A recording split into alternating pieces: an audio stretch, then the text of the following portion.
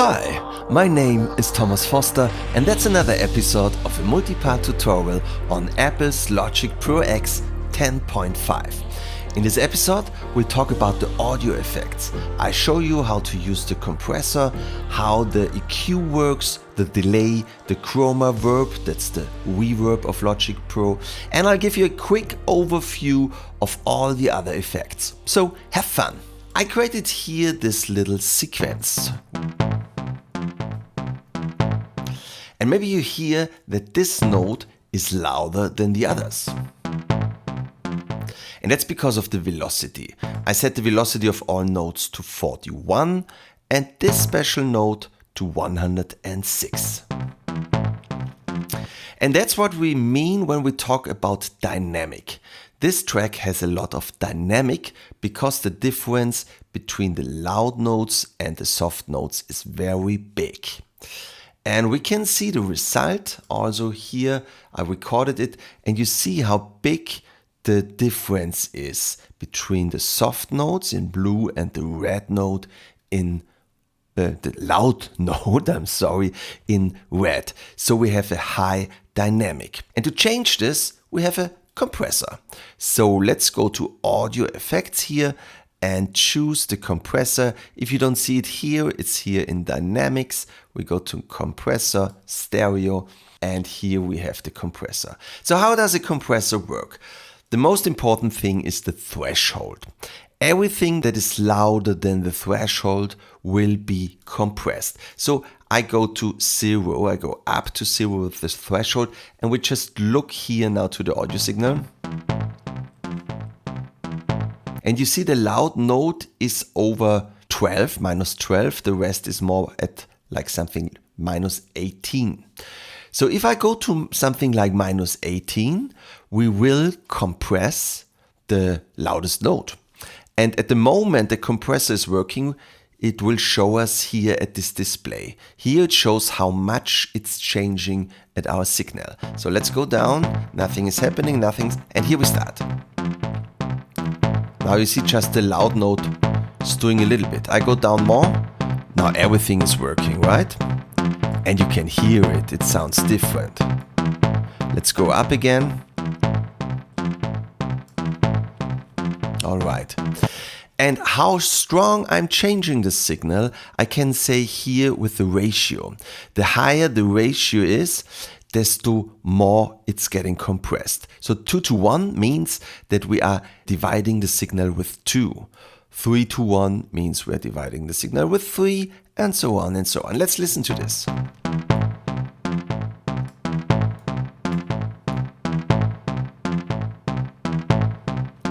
And also important is attack and release. How fast do we start to change the signal, to compress the signal?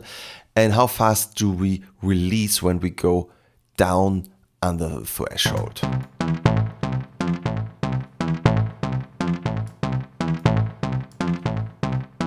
Here you have the output volume. You can mix it with the dry signal. You can bring a little distortion into it. There's also a limiter that takes care that we don't have peaks. So this is like a compression, but much stronger. It's just detecting the peaks. And you have different modes because it sounds like these are all existing analog compressors. And Apple programmed something that sounds like this analog machines. So every mode sounds a little different. But I would say just when you did your setting here, just go through them and listen what you like most. So I recorded for you the signal before the compressor and after the compressor. And that's after. In green here we see it after the compression. And let's look again.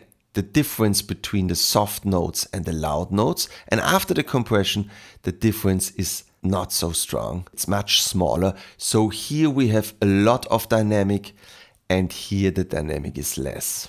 What sometimes is better. Okay, let's talk about the equalizer. We go to the first empty audio effect slot and we go to EQ and here we found the We find the most important EQ, the channel EQ, but there's a faster way to access it with a simple double click here on EQ. You see now it's here and it's already open. And here we have some bands. Let's start with this band here in the middle. And we can push a frequency or we can bring it down. And we can change the frequency if it's a low frequency and a high frequency. What means a low and a high frequency?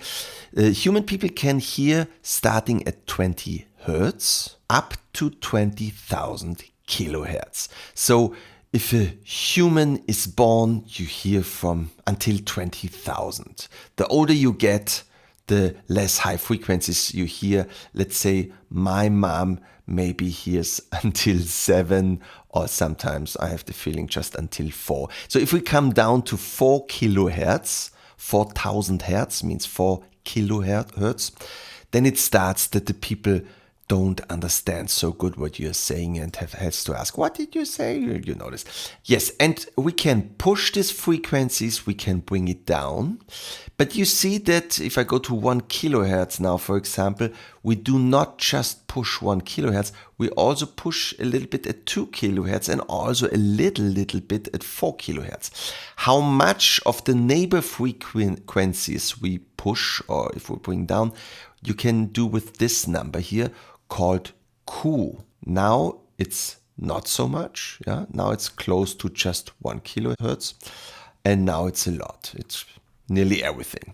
So let's go down here a little bit, something like this. And now we listen to the different frequencies. The basses somewhere here at around 50 to 100 Hertz. The mids somewhere between 500 and 2K. And the high frequencies somewhere at 5, 8, 9, 10 kilohertz. Here, the basses, we don't hear it because you see the synthesizer, the lowest note starts here. So we have to go up a little bit. Now you hear it. If you don't hear it, you maybe listen at your iPhone with or another small speaker. But you will hear this now if I push the higher frequencies. And yes, there's a different sound if I make the Q a small number. So we're hearing a lot of frequencies that we are pushing. Or if I go up, so we don't hear so many neighbors. And yes, we can push it or we can bring it down.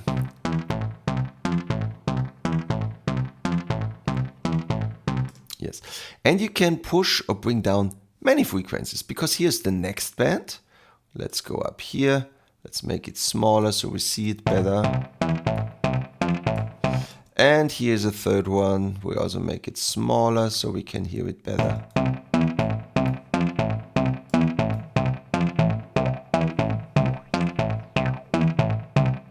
That's what we call a parametric EQ. You choose a frequency with this number here, you push it or you bring it down, and you say with Q how much of the signal, how much of your neighbor sound would you like to push or to bring down.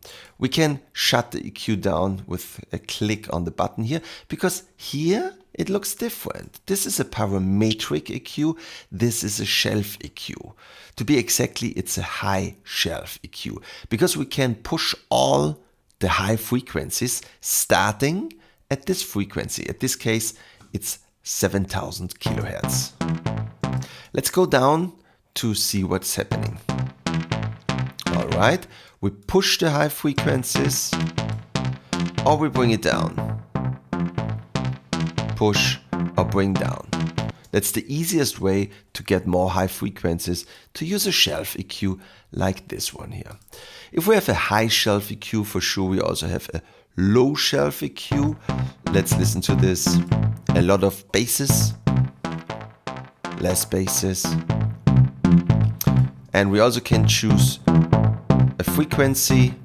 We can say how much we want to push it or to bring it down. And also with Q, you can change a little bit the curve, right? So, but we have something else. We also have two filters. This is a high pass filter. A high pass filter means we are cutting the low frequencies.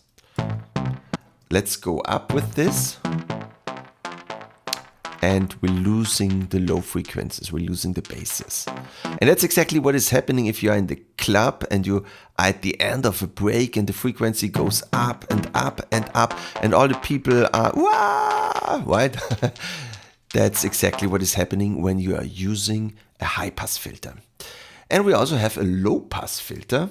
That's a little bit more in the club if you go to the toilet, because then it starts to sound like this. And if you want to hear more of this moving, you can bring up this Q number here, the resonance in this case. Then you hear more of the moving, because without you don't hear so good. Let's talk about the delay. We go to audio effects, the first empty slot, and here are some delays, but normally you find them here, delay. Let's start with the very simple tape delay. Looks like this.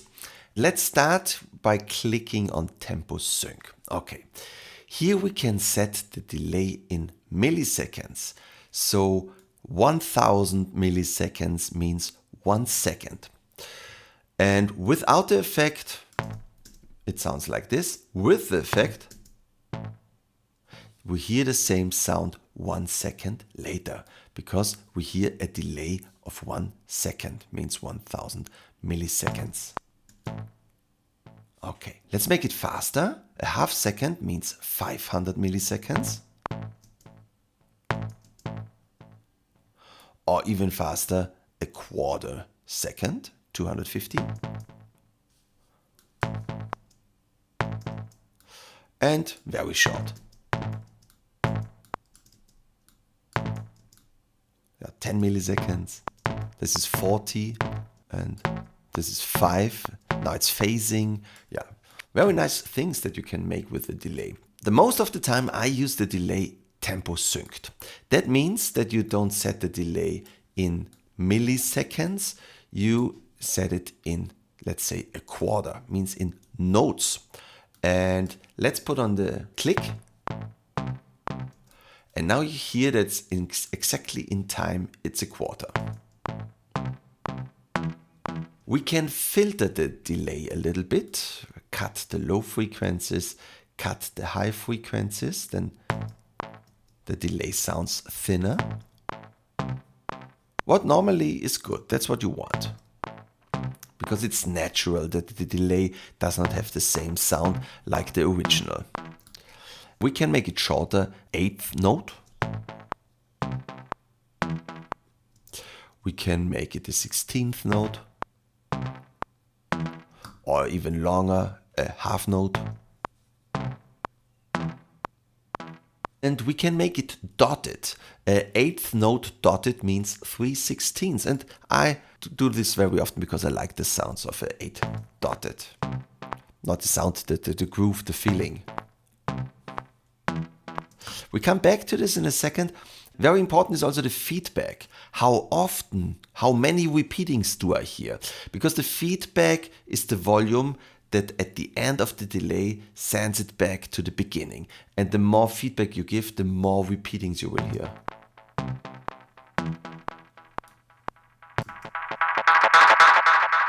Sometimes if you make it stronger than 100%, then you can get distortion, because then it gets louder and louder. We also can freeze it.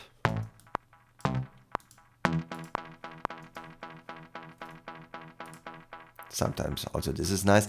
Let's go back to 8 dotted, because I like this sound so much. Sounds groovy, right? I like that. Okay, very important, the delay time and how much delay. Here's the dry signal, that's the without the delay, the original signal, and this is the effect, the wet signal. How much delay do I have? So this was the tape delay. Let's go to another one called the stereo delay. It's exactly the same what you can do here, but you have all the possibilities for the right side and for the left side. So let's first give away the feedback. We don't want to hear feedback. And we set on the left side a quarter note, at the right side an eighth note, and both with something like 40%. You hear it? We also can give a little feedback. If you don't want to do always the same on the right and the left side, there is a useful knob, the stereo link. And now you can set it with one, you just change one knob and automatically both are changing. Let's add a little more feedback. Let's filter it a little bit, something like 500, 5000 is maybe good.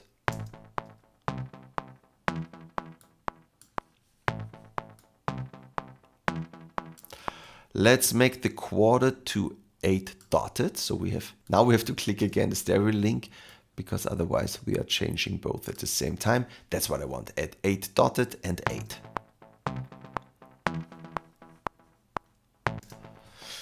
So, and there's another delay.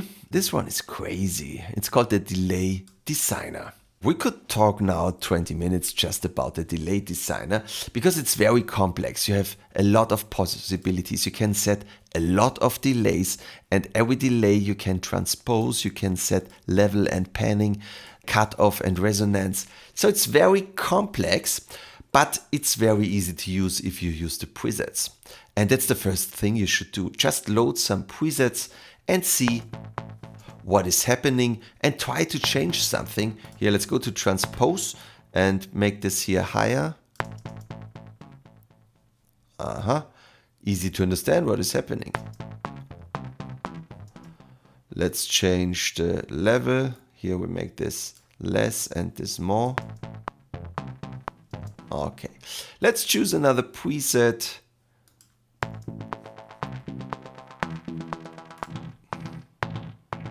So you see, you can do crazy things, but it's easy just to choose a preset and see what is happening and then maybe change a little bit this stuff. Let me guide you through all the other effects that we have in Logic Pro 10.5.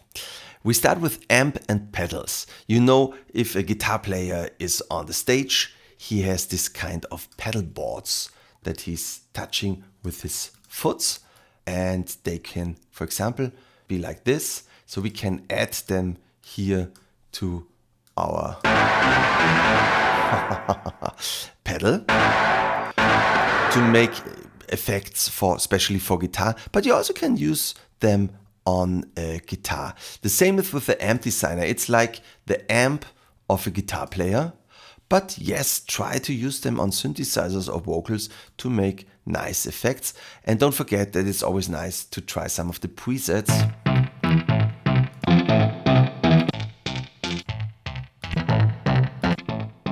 And you always can change the sound here by using the knobs. Next station is, we already talked about the delay, the normal distortion. I especially like the bit crusher. Makes a very modern electronic sound. Yeah. The dynamics, we already talked about the compressor. Very important, the adaptive limiter. I always have an adaptive limiter on my stereo out, the last thing, because you never want to go over 0, because then you have a digital distortion that does not sound nice. If your signal is not strong enough, you can make it louder. I always would take the output to minus 0.1 dB or minus 0.2. Yes, maybe try to have a little reduction, but not too much. Yeah. It's like a compressor, but just much stronger. Everything that is on top of the threshold goes down to 0 or wherever you are. We already talked about the EQs. Here we have special filters, for example, the normal filter here. Very important when it comes to electronic music.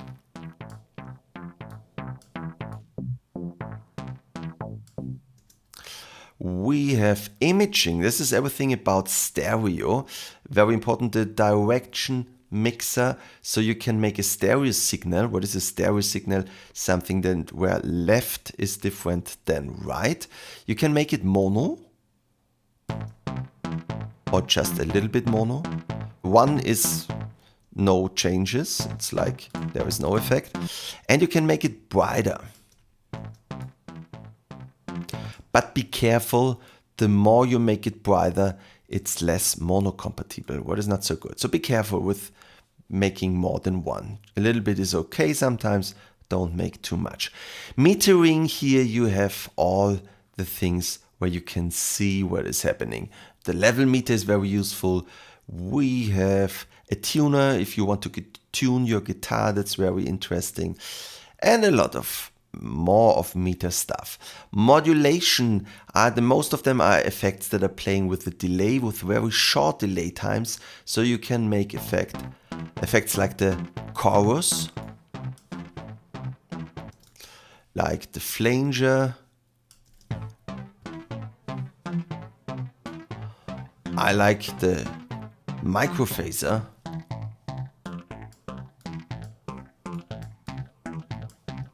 And some more. Just load them, play around with them, try some presets. Multi-effect is very interesting. It's a combination of some effects and you have a step sequencer to control them. So what we see here is controlling the cutoff. So if I do, and this is one bar in a loop. So if I go down here, it stays down always at the end of the bar. 3, 4, 1, 2, 3, 4. Let's go up here a little bit.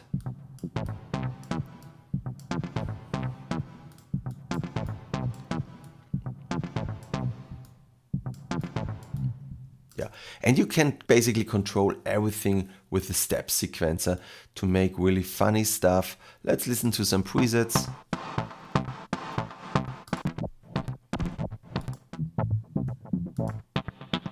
So you see, you can get very creative with this thing. Total new is the Remix FX. You can control with your mouse or over the iPad. There's an app for the iPad, Logic Pro Remote, and you can control with your fingers or with the mouse the sound.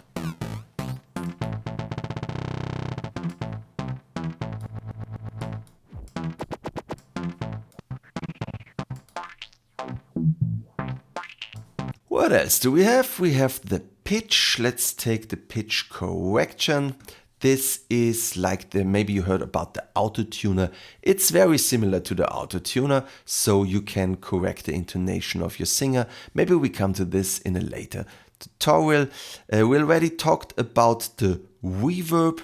Also very nice, the Space Designer. We talked about the ChromaVerb, but the Space Designer is also very nice because it's the sampling of real rooms. So if I go to large rooms, I have indoor, for example, an empty church. And they really went into a church, built there some microphones and speakers to record and sample the reverb that you have now in this plugin. So very nice rooms that you can use to make your sound special. We have here the exciter, so you can add some high frequencies, like there's a kind of distortion to make new high frequencies. Here you say the frequency where you want to start to make high frequencies, and here you can say how much you want to have the high frequencies. Let's listen. Sometimes it's nice to have something like this on the voice, for example. Yeah, and utility, there is the oscillator. You can make an input in your chain of effects or output, and there is a simple gain, balance, left, right, and phase invert. Yeah, sometimes it's useful to have in your effect chain the possibility to change the balance or the gain.